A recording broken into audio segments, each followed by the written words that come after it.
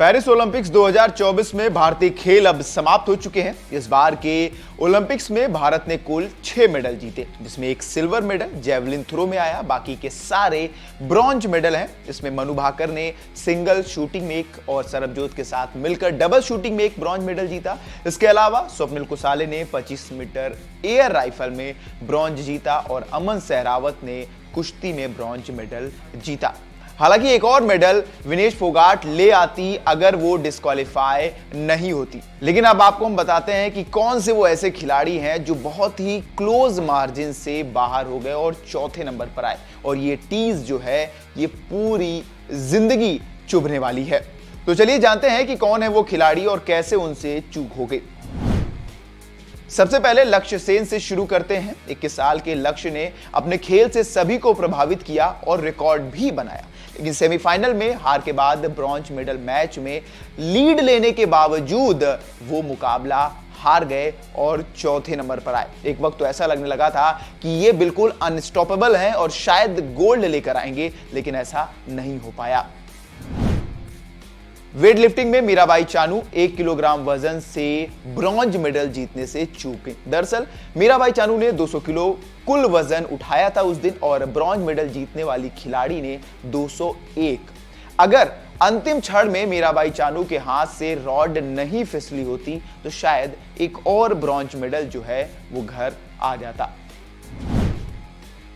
अंकिता भगत और धीरज बोम्ब देवड़ा जो हैं आर्चरी में, दोनों ही खिलाड़ियों ने अपने खेल से सभी को बहुत इंप्रेस किया। लेकिन ब्रॉन्ज मेडल मैच में अमेरिका के सामने तीनों राउंड जो एक एक करके 3 राउंड मिले थे उसमें सिर्फ एक पॉइंट से पिछड़े और इस वजह से मेडल गंवा दिया था।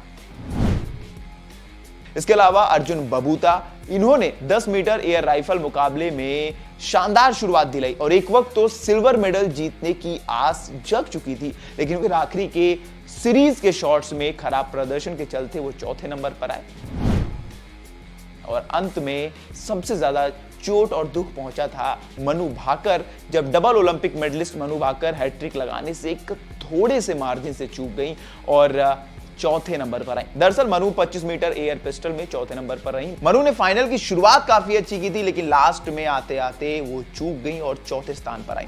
हालांकि वो इस हार के बाद काफी इमोशनल भी हो गई थी, लेकिन 2 मेडल इन्होंने जीत लिए थे। और इस तरह भारत ने कुछ क्लोज मेडल गंवाए, नहीं तो शायद पहली बार भारत ओलंपिक में डबल डिजिट यानी कि 10 का आंकड़ा पार कर लेता। एक ओलंपिक में सबसे ज्यादा अगर मेडल जीतने की बात की जाए तो 2020 में भारत ने टोक्यो में जीते थे 7 मेडल, जिसमें नीरज चोपड़ा का वो गोल्ड मेडल भी शामिल था।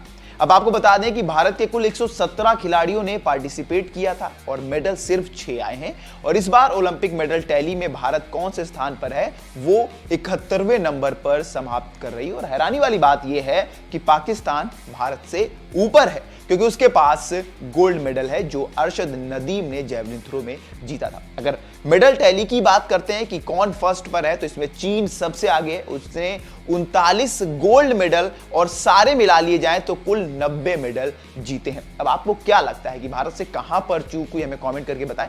और ऐसी विशेष जानकारियों के लिए देखते रहें वन इंडिया हिंदी।